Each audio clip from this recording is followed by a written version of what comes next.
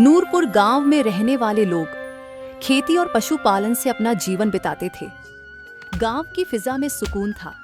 हर कोई अपनी मेहनत से अपना घर चला रहा था। अब्दुल और उसकी बीवी फातिमा भी अपनी छोटी सी जमीन और एक गाय के सहारे खुशहाल जिंदगी जी रहे थे। गांव के लोग अपनी परंपराओं से गहरे जुड़े हुए थे और हर त्योहार को पूरे जोश के साथ मनाते थे। रमजान का पाक महीना करीब आ रहा था, जिससे फातिमा बहुत परेशान थी। अब्दुल, रमजान आने वाला है। हमें अभी से ज्यादा मेहनत करनी होगी ताकि अच्छे से रोजे रख सकें और ईद की तैयारियां भी कर सकें। बिल्कुल सही कह रही हो फातिमा। इस चिलचिलाती गर्मी में रोजे रखकर खेतों में काम करना आसान नहीं होगा और गाय के दूध से जो थोड़ी बहुत आमदनी होती है वो भी काफी नहीं पड़ रही। बस कुछ ही दिन बचे हैं, जितना हो सके उतना पैसा जोड़ना होगा। मैं खेत की तरफ निकलता हूँ, फसल को देखभाल की जरूरत है। इतना कहकर अब्दुल खेत की ओर निकल पड़ा, जहां गेहूं की फसल धीरे धीरे बढ़ रही थी। उधर फातिमा घर के कामों में लगी रही और दूध बेचकर कुछ पैसे जोड़ने की कोशिश कर रही थी। गांव में जिंदगी पहले की तरह चल रही थी, लेकिन अचानक मौसम ने करवट बदल ली। कभी तेज धूप तो कभी हल्की ठंड। इस बदलाव ने खेतों और पशुओं पर असर डालना शुरू कर दिया।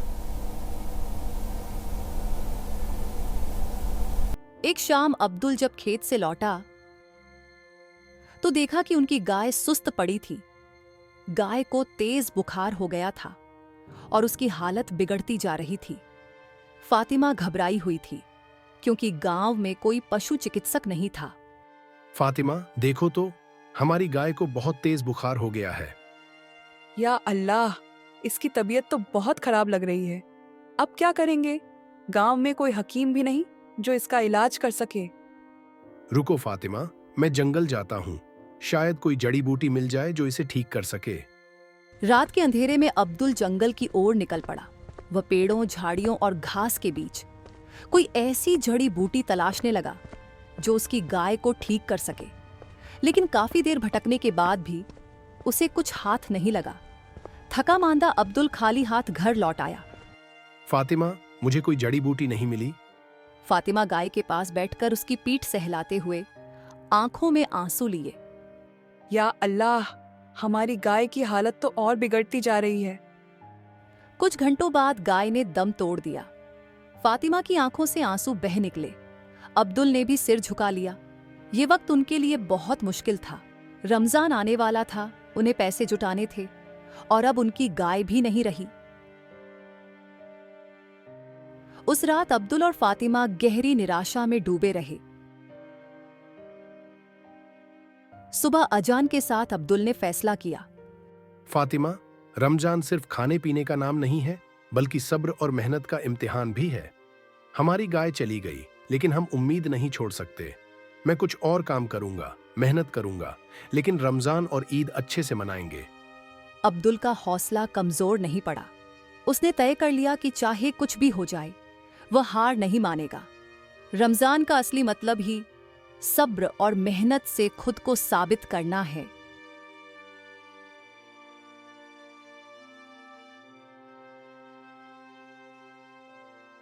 गांव के लोग रोज की तरह दूध लेने आए थे।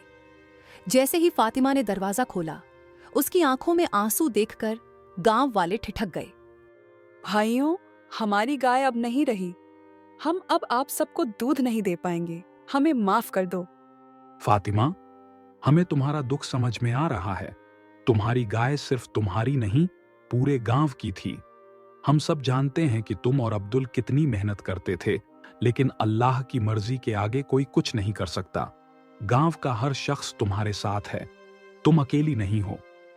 गांव वाले अपनी बात कहकर चले गए, लेकिन फातिमा खाली बर्तनों को देखती रही। उसकी आंखों में आंसू थे, क्योंकि उसकी रोज की आमदनी का सहारा छिन चुका था। वह भारी मन से घर के अंदर आई। क्या हुआ फातिमा? देखो ना, गांव वाले अब किसी और से दूध लेंगे। हमारी आमदनी का एकमात्र जरिया चला गया। अब हम क्या करेंगे? कोई बात नहीं फातिमा, एक दरवाजा बंद होता है तो 10 और खुल जाते हैं। तुम बेफिक्र रहो। इतना कहकर अब्दुल खेत की ओर निकल पड़ा। लेकिन जैसे ही वह अपने खेत पर पहुंचा, उसके पैरों तले जमीन खिसक गई। पूरी फसल उजड़ चुकी थी। खेत में जगह जगह बैलों के पैरों के निशान थे और गेहूं बर्बाद पड़ा था। अब्दुल खेत पर खड़ा था। उसके चेहरे पर हवाइयां उड़ रही थीं। जहां कभी लहलहाती फसल थी, वहां अब सिर्फ उजड़ी हुई जमीन और बिखरे हुए गेहूं के डंठल थे। पास के एक किसान ने आकर बताया, अब्दुल भाई, ये बहुत बड़ा हादसा हो गया। पड़ोसी गांव की कुछ गाय और बैल इधर आ गए थे। उन्होंने तुम्हारी पूरी फसल बर्बाद कर दी। यह सुनते ही अब्दुल की आंखों में आंसू आ गए। उसकी मेहनत का एक एक दाना मिट्टी में मिल चुका था। भारी मन से वह घर लौटा, जहां पहले से ही चिंतित बैठी फातिमा उसका इंतजार कर रही थी। फातिमा, हमारी फसल पूरी तरह बर्बाद हो गई। अब ना हमारे पास खेती बची, ना ही हमारी गाय। हम अब कैसे झेंगे? फातिमा की आंखों में आंसू थे। दोनों चुपचाप बैठकर रोने लगे। दिन ढल गया, लेकिन उनके दिलों का अंधेरा और गहरा होता जा रहा था। लेकिन तभी फातिमा के दिमाग में एक उपाय सूझा। अब्दुल, क्यों ना हम तुम्हारे दोस्त राशिद के पास चले जाएं? शायद वह हमारी कुछ मदद कर सके। हाँ, तुम ठीक कह रही हो। मैं राशिद से बात करता हूँ। अब्दुल तुरंत गांव के जमींदार साहब के पास गया। वह गांव में इज्जतदार आदमी थे और उनके पास मोबाइल फोन भी था। जमींदार साहब, आपके पास फोन है? क्या आप मुझे मेरे दोस्त राशिद से बात करवा सकते हैं? बिल्कुल। अब्दुल, अल्लाह मददगार हो। लो, बात करो। कुछ ही देर में अब्दुल की राशिद से बात हो गई। जब कॉल खत्म हुई तो अब्दुल ने जमींदार साहब की ओर देखा और हाथ जोड़कर शुक्रिया अदा किया। क्या हुआ अब्दुल? तुम बहुत परेशान लग रहे हो। जमींदार साहब, हमारी गाय मर गई, फसल तबाह हो गई। अब हमारे पास कुछ भी नहीं बचा।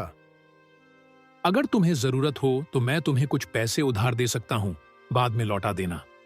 नहीं जमींदार साहब, आपका बहुत शुक्रिया, लेकिन मेरे दोस्त राशिद ने मुझे अपने गांव बुलाया है। हम वहीं जाएंगे। जमींदार साहब ने अब्दुल की हिम्मत की सराहना की। घर लौटकर अब्दुल ने फातिमा को सारी बात बताई। फातिमा, राशिद ने हमें बुलाया है। हम वहां रमजान भी मनाएंगे और ईद भी। तब तक अल्लाह कोई ना कोई रास्ता दिखा ही देगा। ठीक है, हम कल ही निकलते हैं। उस रात काफी दिनों बाद दोनों ने सुकून से खाना खाया। अगले दिन उन्होंने अपने छोटे से गांव को अलविदा कहा और नए सफर पर निकल पड़े। रास्ता लंबा था, थकान बढ़ती जा रही थी, लेकिन उनके दिलों में उम्मीद और विश्वास ने उन्हें आगे बढ़ने का हौसला दिया। देखो फातिमा, यही होना चाहिए था, हमारे दोस्त का गांव। ठीक है जी, चलो चलते हैं। दोनों गांव के अंदर पहुंचे और अब्दुल ने अपने दोस्त राशिद को ढूंढना शुरू किया।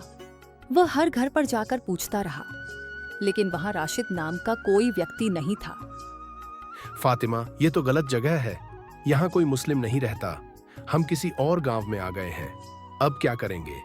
ना हमें रास्ता पता है, ना लौटने की कोई उम्मीद दिख रही है। दोनों असमंजस में थे, भूख और थकान से बदहाल। कुछ देर सोचने के बाद अहमद ने फैसला किया। फातिमा, जब तक कोई और रास्ता नहीं मिलता, हमें यहीं रुक जाना चाहिए। मैं कोई काम ढूंढता हूँ जिससे घर का गुजारा हो सके। जो अल्लाह को मंजूर होगा वही होगा। दोनों गांव के एक बड़े पेड़ के नीचे बैठ गए। दिन बीतने लगे, लेकिन अहमद को कोई काम नहीं मिला। भूख से बेहाल वे दिन भर बिना कुछ खाए रहते।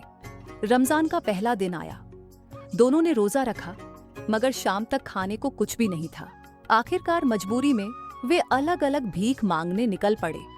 इसी बीच गांव के एक व्यक्ति मोहन अब्दुल से मिला। अरे भाई, तुम तो मुस्लिम हो, तुम्हारा रोजा चल रहा होगा ना? हाँ भाई, रोजा रखा है। फिर भीख क्यों मांग रहे हो? अपने घर जाओ और आराम करो। घर हमारे नसीब में नहीं।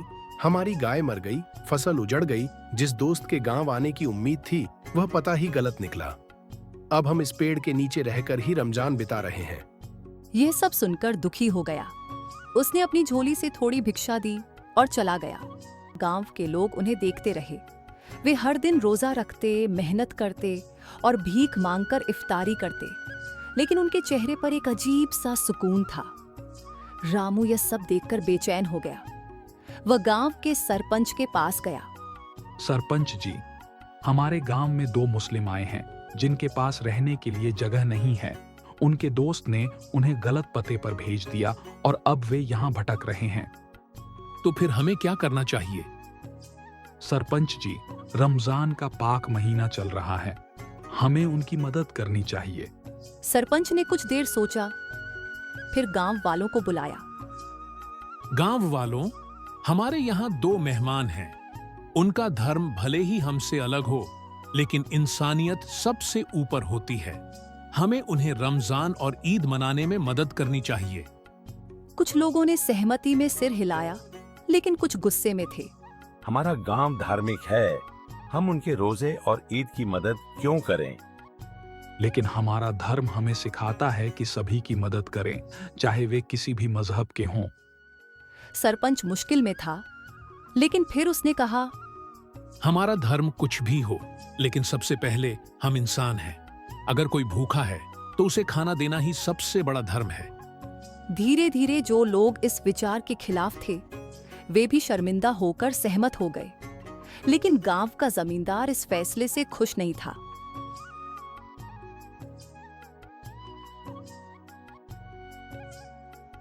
रात में उसने अपने नौकरों को बुलाया और कहा, कल सुबह अब्दुल को मेरे घर बुलाओ और बताओ कि मैंने उसके लिए दावत रखी है। उसे कहना कि मैं उसे इफ्तार के लिए बुला रहा हूँ। सुबह जमींदार के नौकर अब्दुल के पास गए। अब्दुल भाई, गांव के जमींदार ने तुम्हारे लिए दावत रखी है, कल आ जाना। सच? ठीक है, मैं आ जाऊंगा। नौकर चले गए और अब्दुल ने यह खबर फातिमा को दी। शुक्र है, शायद अल्लाह ने हमारे लिए कोई रास्ता खोल दिया है। बस यही दुआ है कि अब सब कुछ ठीक हो जाए। बस यही दुआ है कि अब सब कुछ ठीक हो जाए, हर मुश्किल का हल निकल आए।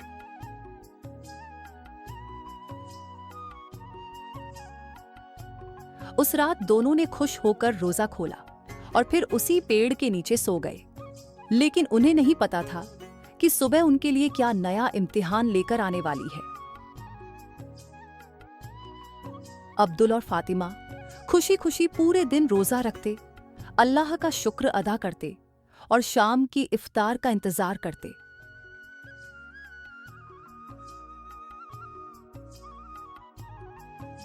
शाम होते ही दोनों तैयार हुए और जमींदार के घर की ओर चल पड़े। घर के अंदर घुसते ही अचानक जमींदार जोर जोर से चिल्लाने लगा, देखो भाई, देखो, ये लोग मुझे मारने आए हैं। अब्दुल और फातिमा हैरान होकर उसकी तरफ देखने लगे। तभी गांव के लोग शोर सुनकर वहां इकट्ठा हो गए। क्या हुआ जमींदार, क्यों चिल्ला रहे हो? मैंने इन दोनों को इफ्तार की दावत दी थी, लेकिन ये लोग तो चोरी करने लगे। जब मैंने इन्हें रोका तो मुझ पर ही हमला कर दिया। गांव वाले गुस्से में अब्दुल और फातिमा की तरफ बढ़ने लगे। नहीं, ये सब झूठ है, हमने कुछ भी नहीं किया, हम बस दावत पर आए थे। हमें समझ नहीं आ रहा कि ये हमें फंसा क्यों रहा है। तभी वहां गांव का सरपंच आया और बोला, रुक जाओ, पहले सच जान लो, फिर फैसला करो। उन्होंने जमींदार की बात सुनी और फिर उसके नौकरों को बुलाया। सच बताओ, अगर सच कहा तो तुम्हें इनाम मिलेगा, और अगर झूठ बोला तो गांव से निकाल दिया जाएगा। नौकर डर गए और एक दूसरे की तरफ देखने लगे। आखिरकार एक नौकर ने घबराते हुए सच कबूल कर लिया। हमें माफ कर दीजिए सरपंच जी, जमींदार साहब ने हमें झूठ बोलने के लिए कहा था। अब्दुल और फातिमा निर्दोष हैं। गांव वाले सन्न रह गए। अब उनकी नजरें जमींदार पर थीं। जमींदार, तूने हमसे झूठ बोला। गुस्साए लोगों ने जमींदार को गांव से निकाल दिया।